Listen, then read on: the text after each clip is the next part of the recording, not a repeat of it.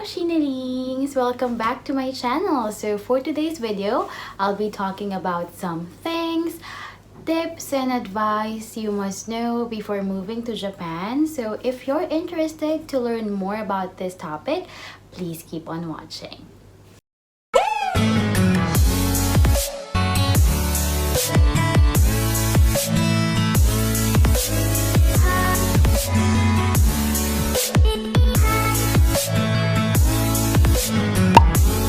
Disclaimer lang muna tayo mga Shingling. So, the things that I'll be sharing with you are based from my experience and based from my observation as I have been living here in Japan. So, for those of you who don't know, so I'm an OFW here and I've been living and working here in Japan for almost 5 years. So, ika-5th year ko na this year, diba? So, sobrang tagal na. So, naisipan ko na why not i-share sa mga ka-Shiner links ko, ganon. Yung mga bagay-bagay na naobserbahan ko or yung mga bagay na, ay sana hindi ko na lang to ginawa dati, ganon. May mga pagsisisi, something like that. And yung iba naobserbahan ko nga nung as I lived here in Japan. So, yeah, kung ikaw may balak pumunta dito sa Japan, so this is the best video. So without further ado, let's begin.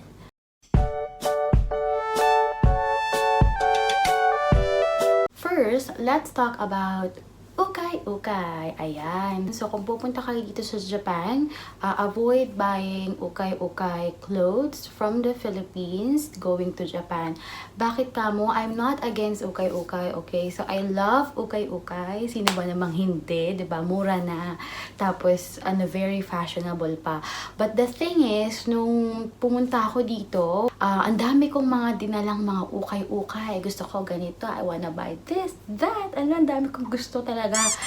Sa Manila, sobrang daming ukay-ukay. So, para sa akin, nung pagpunta ko dito, so I was assigned in Nagano Prefecture. So, it didn't withstand yung winter. Hindi nila kinaya. Lahat ng mga clothes na mga binili ko, mahina ang power. So, parang in the end, I had to buy winter clothes also dito sa Japan. So, my advice is, wag na kayo bumili ng mga ukay-ukay. Instead, dito na kayo bumili sa Japan. Like, Book Off, Off House, or Second Street, like that. So, marami namang mga ukay-ukay dito sa Japan. Also, if you are not into ukay, so pwede din kayong bumili ng mga cheap but mataas na quality na mga clothes like in Uniqlo, GU, Shimamura.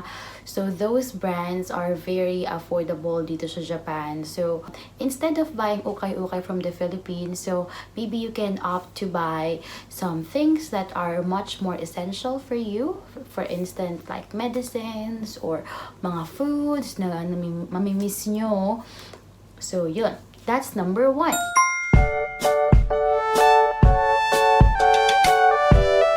So, as much as possible, learn a little bit of Japanese before coming here, especially for daily living. So, in my case, so I remember ang una kong mga natutunan noon is something, nani-nani, doko desu ka, or where is the something, for instance. So, another thing also is, kore wa ikura desu ka? So, yun, magagamit nyo yun kapag may mga bibili kayo ng item. So, pwede nyo i-ask, kore wa ikura desu ka? Or how much is this?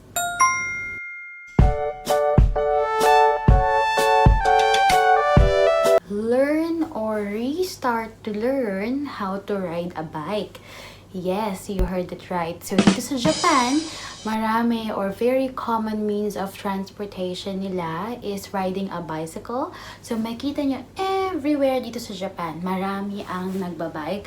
Mapa countryside or cities. So, especially doon sa una kong place of assignment, which is in Nagano. Sobrang layo nung nearest station, pero 25 minutes walk. Siyempre, laging Hagardo Versosa ang lola nyo. So, yun nga, so yung mga manager namin doon dati sa school, they suggested, oh, Mashina, mag-bike ka na lang.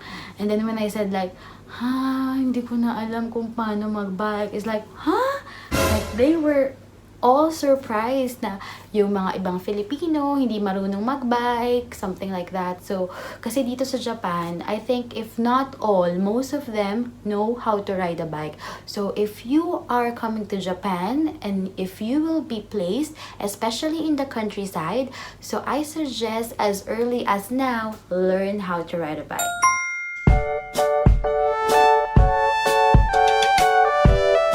Learn the norms and traditions before moving to Japan.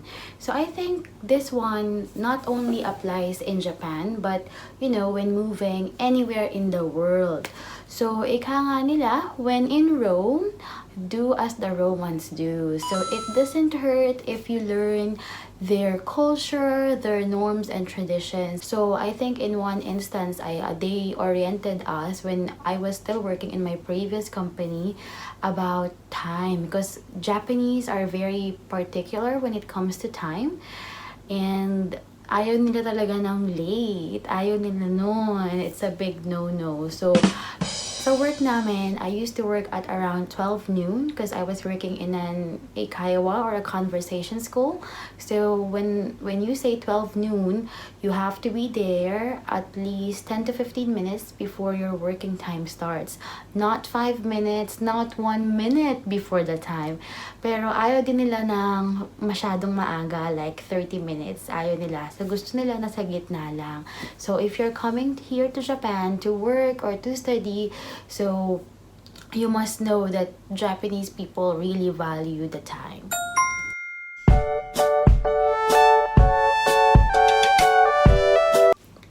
The next tip that I'll be sharing with you, kasi diba dito sa atin sa Pilipinas, mahilig tayong lumabas na basa yung buhok natin kasi mas presko, diba? Parang wow, bagong ligo. Tapos ako pa gusto ko pa yung pagbasa yung buhok ko, tapos papatuyin ko sa jeep, parang wow, parang alam mo yun, libre na electric fan, gano'n. So, dito sa Japan, hindi naman sa bawal, pero I rarely see people na lumalabas na basa ang buhok. So, I suggest na if you're new here dito sa Japan, huwag kang lalabas na basa yung buhok mo.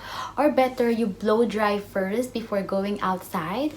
First, about your health, especially during winter, masyadong nakakasakit ng ulo pag lalabas ka ng basa ang buhok. Tas winter, parang ano mo yun, I think sa Pilipinas sa atin okay lang kasi mainit and presko. Pero pag sa Japan, during winter and colder season, mahirap.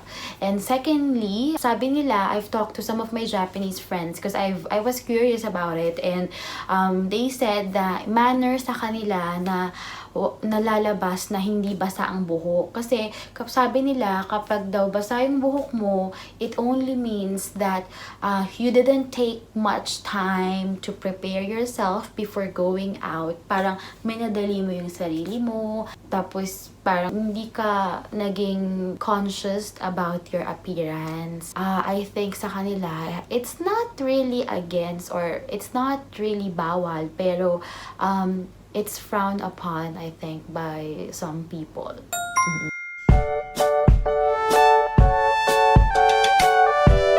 Japanese people are very private. Tayo kasi, mga Pilipino, hindi naman, I'm not saying all Filipinos naman So, based on my experience, kapag ako dati admittedly ako, kapag lumalabas ako dati during my younger years, kapag may mga nakakasalamuha akong other people, okay, post, picture. Tapos post sa social media, Instagram, Twitter, Facebook, ganyan ako dati. Pero syempre, nung nag-move ako dito sa Japan, so I learned na Japanese people nga, masyado silang after sa kanilang privacy and sa kanilang personal information.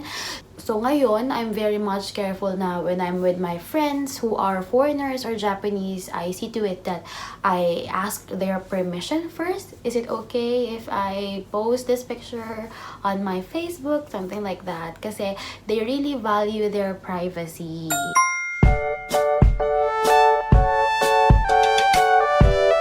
lastly, ang maisasuggest ko lang is, if you're new here in Japan, so find a local Filipino community in your area.